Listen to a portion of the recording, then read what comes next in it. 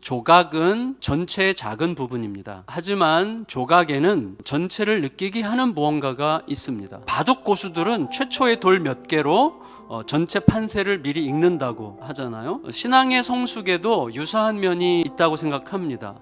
영원한 하나님 나라를 비춰주는 작은 비전 조각들만으로도 비전 전체의 그림을 눈앞에서 보는 것처럼 살아갈 수가 있는 거죠. 유월절을 지키기 위해서 예루살렘에 올라와 있던 사람들이 예수님 소식을 듣고 베다니 쪽으로 막 달려가서 예수님을 정치적 해방자로 모시면서 그 종려나무 가지를 흔들고 있지만, 하나님 나라의 영원한 그림 속에서 그 종려나무 가지는 궁극적으로 원수의 피가 아니라 자기의 피를 흘려 세상을 구원하실 이상한 왕, 궁극적으로 영원한 하나님의 큰 이야기의 완성 속에서 나타나게 될 그림 조각일 수 있는 거죠. 그리고 누가 주도했는지는 알 수 없지만 사람들이 외쳤어요.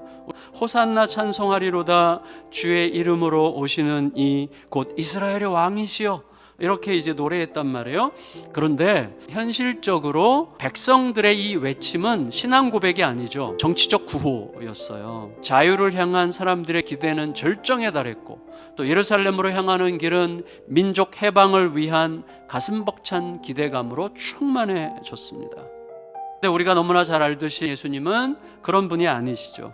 예수님의 행동은 스가랴의 예언을 따르는 거였어요, 분명히. 하지만 더 본질적으로는 뭐예요? 하나님 자신을 따르는 거였죠. 무슨 말이에요? 하나님의 뜻은 칼로 원수의 피를 흘려 독립을 쟁취하려는 민족주의적인 열망을 누그러뜨리는 거죠. 그게 하나님의 뜻이에요. 그리고 사람들이 상상할 수 없는 겸손의 방식으로 구원을 이루시는 게 하나님의 뜻이었죠. 어쨌거나 예수님께서 어린 나귀를 타신 이유는 1차적으로 말씀을 성취하시려는 거였지만 자기 백성들이 두려워하지 않게 하시기 위해서였어요. 그런데 그렇게 하신 이유는 거기서 더 나아가요. 스가랴서에 보면 장차 오실 왕이 나귀 새끼를 타신다고 하는 것은 어느 누구도 예외 없이 모든 소외된 자들을 포함하여 열방이 하나님 앞에 노래할 그날을 내다보시는 상징적인 행동이었던 거예요. 어쨌거나 나사로 부활 사건으로 예수님을 따르는 무리는 큰 세력으로 확장됐습니다. 특히 그 타이밍이 너무나 적절했어요. 그 타이밍이 이스라엘 독립일인 유월절 어간에 죽은 자가 부활했다. 이거는 하나님께서 이스라엘 백성들을 로마의 압제로부터 해방시키기로 작정하셨다는 뜻으로 충분히 해석될 수 있었습니다. 그에 따라서 예수님을 대적하는 유대 리더십들이 크게 당황했어요. 그래서 이 바리새인들은요, 온 세상이 예수님을 따른다며 한탄했어요. 여러분, 어린 나귀 타심이 열방의 구원을 향한 그림이었다면, 종려나무 가지가 열방이 모여 하나님 앞에서 노래할 그날을 상징하는 거였다면, 바리새인들의 한탄은 열방에 전해질 복음에 대한 본의 아닌 예언이었던 거죠. 그리고 이 상황에서 너무나 멋지게 결론적으로 모든 복음 조각들을 완성하는 하나의 그림이 나타나는 거예요. 갑자기 진실된 예수 그리스도의 제자라고 느끼게 하는 헬라 이방인들이 등장해요. 그들의 예수님 방문은 온 세상이 예수님을 따르면 어쩌면 좋으냐라고 두려워했던 바리새인들의 한탄과 딱 짝을 이루고 있어요. 이들은 관람객이 아니라 예배자였어요.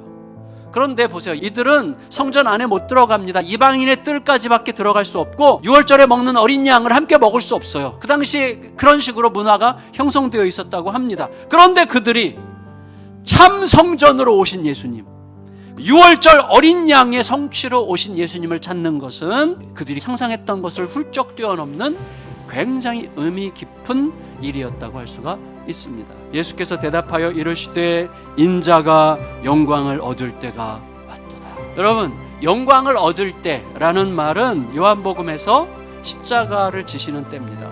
백성들이 흔든 종려나무에서도, 예수께서 새끼 나귀를 타신 에피소드에서도, 바리새인들의 불안한 한탄 속에서도, 헬라인들이 찾아온 사건 속에서도 열방을 불러 모아서 어린 양을 노래하게 하실 그 하나님의 큰 구원의 이야기의 비전 조각들을 발견할 수가 있었던 거죠.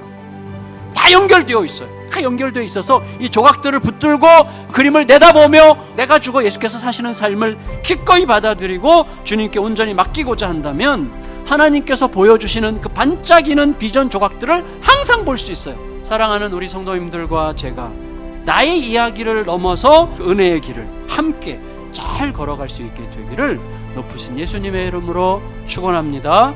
아멘.